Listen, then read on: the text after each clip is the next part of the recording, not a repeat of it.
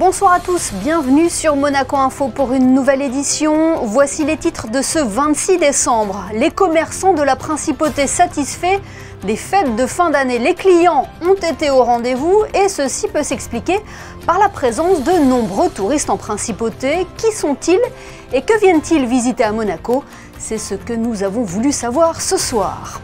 Angélique Deluca sera notre invitée de ce JT. Cette diététicienne au centre hospitalier Princesse Grace viendra vous donner quelques conseils pour bien digérer cet entre-deux-fêtes.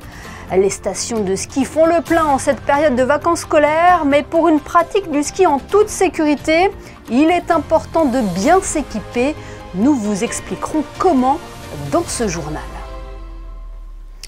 Il semblerait que le Père Noël ait été généreux cette année. À Monaco, les commerçants ont le sourire alors que débute la semaine prochaine les soldes d'hiver. Les clients ont été au rendez-vous en ces fêtes de fin d'année, comme en témoigne ce reportage de Sarah Inkari et Marie-Ève Béé. Le responsable de cette chocolaterie rue Princesse Caroline ne cesse de remplir ses rayons. Et pour cause, ces derniers jours, pour la période de Noël, les clients s'arrachent ces paquets de chocolat made in Italy. Nous, on l'a toute l'année, mais c'est dans cette période peut-être où on va le vendre plus. Et après, on a aussi des gâteaux glacés, donc on a vu beaucoup de commandes sur mesure. Et bien sûr aussi le coffret de macarons parce qu'ils sont très mignons, ils vont en présenter très bien pour le cadeau. Donc on a aussi commandé beaucoup de boîtes de Noël exprès très jolies et ils sont partis comme de petits pains. Cette période de Noël est une période charnière pour tous les commerçants du quartier, comme pour cette fleuriste à la boutique Enchantress qui a misé cette année sur l'association traditionnelle du rouge, vert et doré. On a eu nos clients habituels et de nouveaux clients de passage aussi, donc ça a été une bonne saison. Qu'est-ce qui s'est le plus vendu? Alors ça a été les centres de table. Vraiment pour décorer les tables, les poissessiers rouges, ça reste le cadeau de saison. Et vraiment plantes et fleurs coupées, 24-25, c'est ça qui a le plus marché. Les chaussures d'hommes se vendent un peu plus qu'à l'habituel parce que c'est une occasion de chausser les hommes qui se chaussent moins que les femmes. Et ensuite, ce qu'on vend énormément, beaucoup, ce sont les chaussures d'intérieur qu'on appelle communément pantoufles. Ce qu'on a le plus vendu, c'était les manteaux. Vraiment, c'était vraiment, les messieurs, ils étaient au taquet. Quand j'ai au taquet, c'est qu'ils étaient vraiment là pour leurs femmes, pour rechercher les pièces qui leur feront plaisir. Mais sinon, c'était un peu calme, mais on a bien travaillé. La collection pailletée sur le thème des fêtes a particulièrement plu. Et comme l'indique la pastille rouge, ces articles sont déjà en promotion. Et oui, partout en Principauté, si vous souhaitez faire de bonnes affaires, c'est le moment. De bonnes affaires avant les soldes d'hiver qui débuteront donc le 2 janvier en Principauté. Cette satisfaction des commerçants peut s'expliquer par la présence de nombreux touristes de passage. Fabien Bonilla et Jean-Alexandre Dordet ont souhaité en savoir plus sur ces personnes venues découvrir la Principauté. Voyez leur reportage. Le village de Noël sur le quai Albert Ier, sans oublier son village des sports, les illuminations sur la place du Casino et évidemment les attractions sur le Rocher, que ce soit le Palais Princier ou encore le musée océanographique. Monaco a de nombreux atouts pour attirer les touristes pendant les fêtes de Noël. Nous on vient d'Alsace, près de Strasbourg, et on a choisi Monaco parce que c'est un lieu de visite traditionnel quand on est sur la côte. On habite à Thionville et on était à Menton pour voir nos parents. Et on a voulu visiter un peu Monaco. Tout le monde en parle et on n'a jamais vu Monaco. Oh, I'm actually coming from England, London. And it's a place that I've always wanted to be. Just, I'm a lover of cars, so I like to come and see nice cars, yeah. We're from Washington, Seattle, in the States, and we're on a tour from a company called Go You Go. Yeah, we are part of a tour, and the tour covered this area. We wanted to see Monaco as well. The reason is it's by the coast and it's nice, the views. On vient à peine de descendre du bus et nous sommes en train de visiter. Et déjà le paysage il est magnifique, on rencontre un peu tout le monde, toutes les langues, français, anglais, allemand, tout le monde, surtout les Italiens. On est allé sur le Rocher, la cathédrale, la chapelle de la Visitation et là on pense aller au musée océanographique qui est bien connu. L'aquarium, le palais, le jardin, enfin tout. On va rester toute la journée et jusqu'à ce soir, jusqu'à l'illumination de Noël. Et les vacances ne sont pas terminées, les touristes venant des 4 coins du monde devraient être présents dans les jours à venir. Il reste plus d'une semaine avec bien sûr le réveillon du 31, que ce soit sur la place du Casino ou sur le quai Albert Ier, au programme des DJ et le retour du feu d'artifice à minuit. Les repas des fêtes sont souvent synonymes de menus copieux avec de longues heures passées à table. Difficile de rester raisonnable en cette période et de ne pas être gourmand. Mais comment digérer cet entre-deux-fêtes? Quels sont les bons réflexes à avoir pour glaner quelques conseils? Angélique Deluca est en duplex avec nous. Elle est diététicienne au centre hospitalier Princesse Grace. Bonsoir. Bonsoir Émilie. Pendant les fêtes, on dépasse souvent nos habitudes alimentaires. Comment se remettre de ces excès ponctuels? C'est une période de fête avec Noël, le Nouvel An. On enchaîne les repas assez copieux. Pour ça, on va souvent aller vouloir se priver derrière ou commencer des régimes un peu trop restrictifs qui peuvent nous amener à de l'excès par la suite. Donc moi, ce que je conseille vraiment, c'est de garder une alimentation équilibrée entre les deux. Alors évidemment, on va manger plus léger. De toute façon, on le dit de nous-mêmes, le lendemain, on veut manger une soupe, on veut manger plus léger. Voilà, globalement, il faut se diriger vers ces aliments-là. Important de retrouver un équilibre. Oui, tout à fait. Un équilibre alimentaire, ça va être manger de tout. En quantité raisonnable, en proportion raisonnable. Donc vraiment le mot, c'est la modération. Il y a des aliments à privilégier? Là, dans ces périodes-là, on va vraiment privilégier des aliments plus végétaux. De toute façon, de nous-mêmes, on va aller vers des veloutés, vers des soupes, vers des bouillons, parce que déjà, on a besoin d'hydratation, on a besoin d'aliments qui vont mettre notre système digestif au repos. On va aller aussi manger des protéines maigres, du poisson, des œufs, aussi des féculents, hein. On ne va pas se restreindre. Voilà, de la pomme de terre, des patates douces, des légumes verts de type crucifère qui sont très riches en fibres, qui vont nous aider à réguler le transit, mais aussi qui vont aider un peu les fonctions détoxifiantes du foie. Et éviter aussi l'indigestion? Les indigestions, oui, peuvent arriver. Alors ça, c'est encore une fois si on a trop d'excès. C'est pour ça que vraiment, la clé, c'est de manger de tout de façon modérée, vraiment goûter à tout au repas. Éviter tout de suite de se resservir, voilà, se prendre une portion petite et on mange vraiment ce qu'on a besoin, vraiment écouter le corps quand on a faim, on mange et ne pas se forcer à finir l'assiette. On dit souvent aussi que l'hydratation est la clé, est-ce que vous confirmez cela? Tout à fait, ça je confirme, l'hydratation est vraiment la clé de ces repas. Pourquoi? Parce que déjà on va avoir tendance à consommer un peu trop d'alcool. Alors l'alcool, on le sait, est à consommer avec modération. Mais là, on va aller plutôt se tourner aussi entre chaque verre d'alcool. Alors, un verre d'eau, évidemment. Se diriger aussi vers des boissons pas sucrées, peu sucrées. Faire des eaux aromatisées maison, des smoothies, des citronnades. Voilà, ce genre de boissons-là qui, contrairement au soda et aux jus de fruits industriels, vont nous hydrater. Parce qu'on le sait, alcool et boissons industrielles vont vraiment nous déshydrater. Angélique Deluca, est-ce que dormir et bouger sont aussi des facteurs importants pour arriver à passer ce cap des fêtes? Alors complètement, le sommeil on n'en parle pas souvent et pourtant il est primordial. De une, il va nous permettre vraiment une meilleure récupération parce qu'on ne dort pas beaucoup pendant ces périodes de fête. Et puis deuxièmement, quand on manque de sommeil, on a envie de grignoter, on a envie de plus manger et notamment des aliments qui sont gras et sucrés évidemment.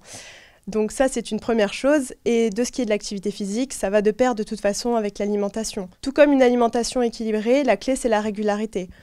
Donc on peut commencer très bien cette année avec une petite balade digestive qui va aider à stimuler la digestion, qui va un peu soulager cette sensation de lourdeur qu'on peut avoir après les fêtes. On peut aussi faire une activité qu'on aime, qu'on a l'habitude de pratiquer toute l'année. Ça peut être de la gym douce, ça peut être du jogging, voilà, tout ce qu'on aime faire. Mais en tout cas, le plus important, c'est de se mobiliser et mobiliser tranquillement le corps pour retrouver un bon rythme. Pour résumer, Angélique Deluca, pour passer ce cap d'entre-deux fêtes, il faut trouver un équilibre, s'hydrater et bouger, hein, c'est ça? Exactement, et penser surtout à sa santé mentale. Laisser la balance de côté pendant quelques jours, profiter vraiment de ces moments qui sont conviviaux en famille, de partage, voilà. Profiter de tous ces petits plats sur la table et vraiment laisser cette balance de côté. On aura le temps de revoir ça avec la diététicienne à la rentrée. Savoir se faire plaisir. Merci beaucoup d'avoir été notre invité ce soir et merci pour tous vos bons conseils. Merci à vous, bonne fête à vous.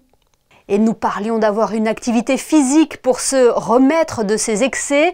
Le ski peut être la solution. Les stations ont lancé dernièrement leur saison hivernale pour accueillir leurs premiers clients.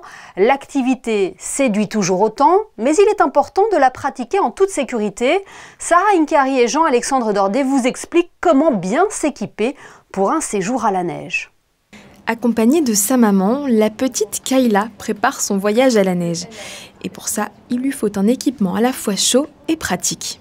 Elle part avec la ville de Nice, le 100% ski. Et tous les mercredis, les enfants montent à la montagne, passer toute la journée et reviennent le soir. Est-ce que vous avez trouvé votre bonheur ici? Oui, je suis en train de trouver quasiment tout. Pas encore, mais on est en train de peaufiner. Masque, combinaison de ski, gants. À Decathlon, il y a de quoi habiller les adultes et les enfants de la tête aux pieds, mais surtout de quoi les protéger. Mettez au moins un casque, ça c'est très important. Après, pour la chaleur, on va dire pour tout ce qui va être équipement en termes de vêtements, prenez bien une première peau, une deuxième peau, une troisième peau. C'est très important en fait d'avoir les 3 couches. La première couche pour évacuer la transpiration, au moins vous restez pas humide, ça va permettre d'évacuer. La deuxième pour avoir cet apport en chaleur et la troisième pour vous protéger vraiment des intempéries. Et tout cela a un coût, alors l'enseigne propose quelques bons plans. On a systématiquement des produits en promotion pour vraiment essayer de rendre accessible un maximum d'articles, notamment sur le matériel ski. On a des grosses promotions qui vont de moins 15 à moins 30%. De quoi soulager un peu les clients à leur passage en caisse.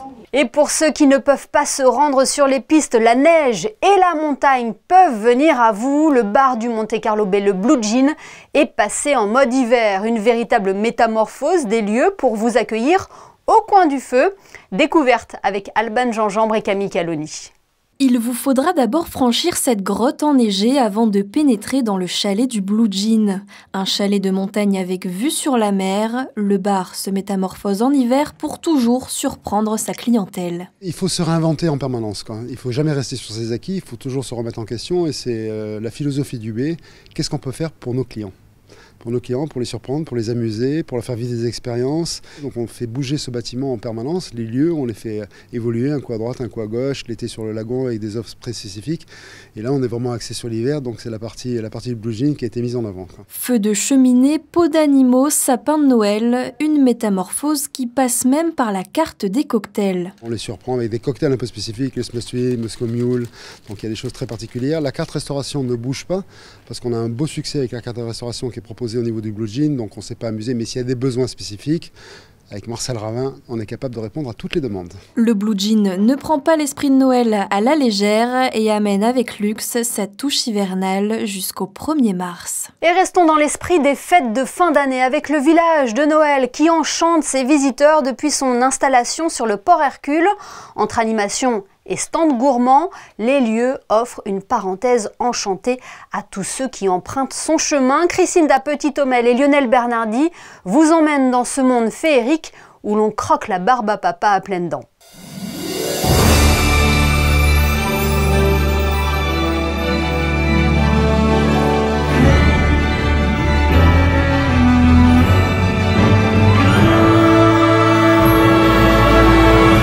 Le village de Noël édition 2024 réveillera à coup sûr vos papilles.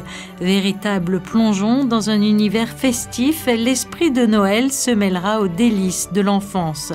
Un village aux 1001 facettes dans lequel nous retrouvons nos madeleines de Proust, mais aussi de nouvelles pépites. Cette année, c'est pain d'épices et gourmandises. Et nous avons 24 stands de vente, nous avons 23 stands alimentaires et 8 manèges. Nous avons des nouveautés alimentaires principalement, avec de la Ligo, un chalet qui vend du chocolat. On a aussi un nouveau manège, donc c'est le parcours du Père Noël qui a un succès fou.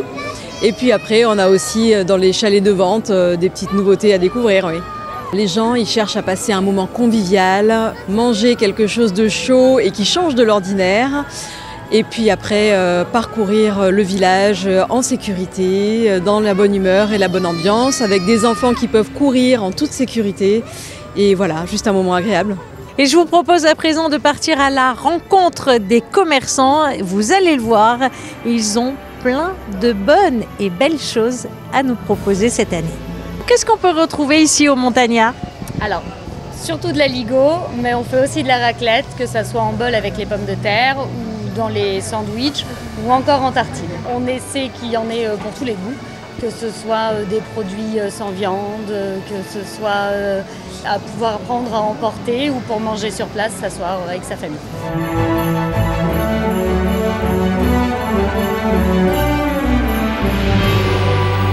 Qu'est-ce que vous proposez dans ce village de Noël? Des huîtres, des moules une soupe de poisson, des crevettes. Qu'est-ce qui est le plus demandé? Le plus demandé, c'est les oursins. Au chalet du chocolat, vous avez une vingtaine de sortes de chocolat différents. Donc on a seulement pâte de fruits et nougat qui ne sont pas du chocolat. Les 18 autres, c'est du chocolat. Donc vous pouvez l'acheter soit en vrac, soit en sachet préparé. Nous avons du Lindt, nous avons du Mon Chéri, nous avons des papillotes Révillon.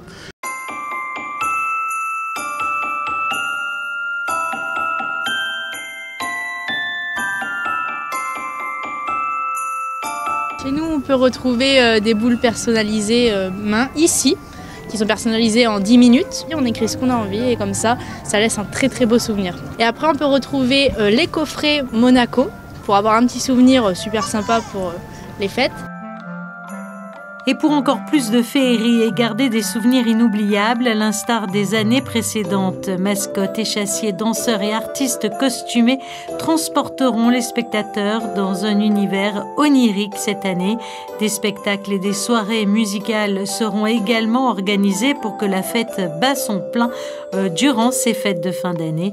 Vous l'aurez donc compris, les commerçants vous attendent donc nombreux ici sur le port Hercule. Le village de Noël refermera ses portes le 5 janvier au soir. Et sur la Darse Sud, ne manquez pas également le village des sports qui propose diverses activités ludiques et sportives. Jetons un coup d'œil à présent à la météo. Pour cela, Sarah Inkari nous a rejoint en studio. Bonsoir Sarah. Le ciel sera-t-il toujours aussi bleu pour la journée de vendredi ? Bonsoir Émilie, bonsoir à tous. La réponse est oui. Demain à Monaco, le soleil brillera toute la journée avec des températures légèrement plus chaudes qu'aujourd'hui. Le mercure variera entre 8 degrés le matin et 15 degrés l'après-midi, offrant ainsi un superbe début de week-end. Et pensez-y, ce vendredi, nous fêterons la Saint-Jean. Une bonne fête donc aux gens et à tous ses dérivés comme Giovanni ou John.